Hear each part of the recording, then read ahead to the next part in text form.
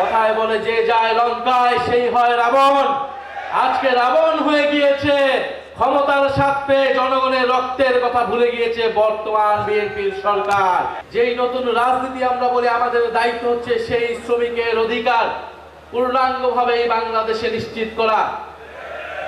যে শ্রমিক রক্ত দিয়ে, শ্রম দিয়ে, ঘাম দিয়ে বাংলাদেশের অর্থনীতিকে এগিয়ে নিয়ে যাচ্ছে, নারী পুরুষ এবং প্রবাসে থাকা বাংলাদেশের যারা শ্রমিক রয়েছেন, আমরা তাদেরকে শ্রদ্ধা জানাই, সাধুবাদ জানাই।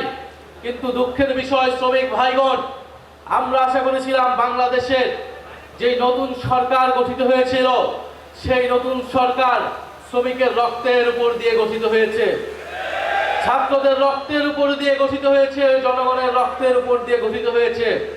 কিন্তু সেই সরকার গঠিত হওয়ার 1 মাসের মধ্যেই তারা ভুলে গিয়েছে তারা ছাত্র শ্রমিকের রক্তের উপর দিয়ে এখানে এসেছে।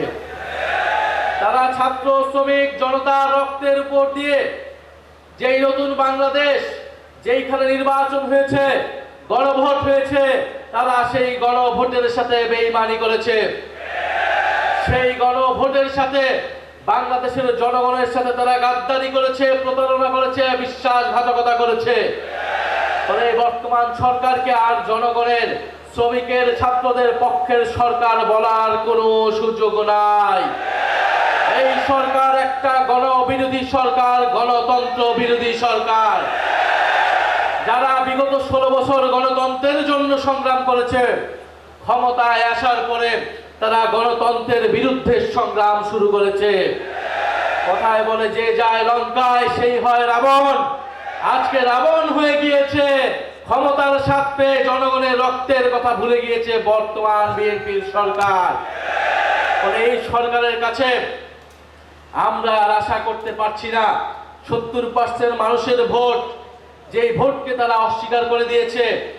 অন্তর্বর্তী সরকারের জরুরি গুরুত্বপূর্ণ অনেক অধ্যাদেশ, মানবাধিকার অধ্যাদেশ, পুলিশ সংস্কার অধ্যাদেশ, বিচার বিভাগের স্বাধীনতার অধ্যাদেশ সহ মানুষের অধিকার আদায়ের অনেক অধ্যাদেশকে আইনে পরিণত করার কমিটমেন্ট থাকলেও সেই কমিটমেন্ট, সেই ওয়াদা তারা ভঙ্গ করেছে।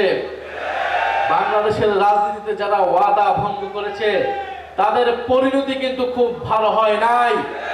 বর্তমান সরকারকেও মনে রাখতে হবে, ছাত্র শ্রমিক জনতাকে ওয়াদা দিয়ে তাদের রক্তের উপর দিয়ে যে সরকার গঠিত হয়েছে, এই ওয়াদা ভঙ্গের পরিণতি তাদেরকে অচিরেই ভোগ করতে হবে।